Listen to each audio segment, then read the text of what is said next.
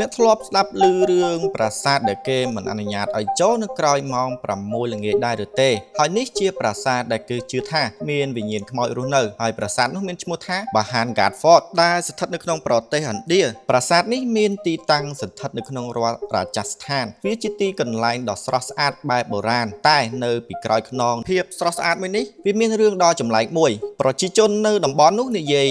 តគ្នាថានាពេលដែលថ្ងៃរៀបលិចពួកគេបានស្ដាប់ឮសំឡេងចម្លែកពេលខ្លះពួកគេមើលឃើញរូបភាពមនុស្សដើរទៅវិញទៅមកប៉ុន្តែมันអាចកំណត់សម្គាល់ថាជាអ្វីជាក់លាក់នោះឡើយរដ្ឋាភិបាលរបស់ប្រទេសឥណ្ឌាបានដាក់ច្បាប់មួយដោយការចូលទស្សនាប្រាសាទនេះនៅក្រោយម៉ោង6ល្ងាចគឺជាអំពើខុសច្បាប់ហើយក៏បានដាក់ស្លាកព្រមានយ៉ាងតឹងតែងផងដែរហើយប្រាសាទនេះក៏មានរឿងនិទាននិយាយត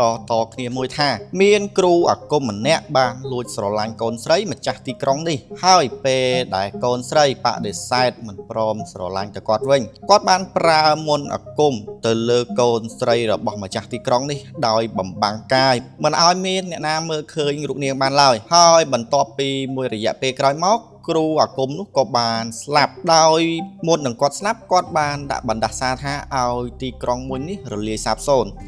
តើរឿងចម្លែកដែលកើតឡើងនៅក្រោយម៉ោង6ល្ងាចគឺជារឿងរ៉ាវដែលគេនិទាននិយាយតគ្នានោះមែនទេជាព្រះនាងដែលត្រូវបានលោកគ្រូមន្តអាគមដាក់បណ្ដាសានោះមែនឬទេឬមួយក៏ជាប្រលឹងខ្មោចវិញ្ញាណអ្វីឲ្យពិតប្រាកដទៅបើអ្នកបានទៅទស្សនាប្រទេសឥណ្ឌាអ្នកហ៊ានទៅលេងប្រាសាទនោះនៅក្រោយម៉ោង6ល្ងាចដែរឬទេ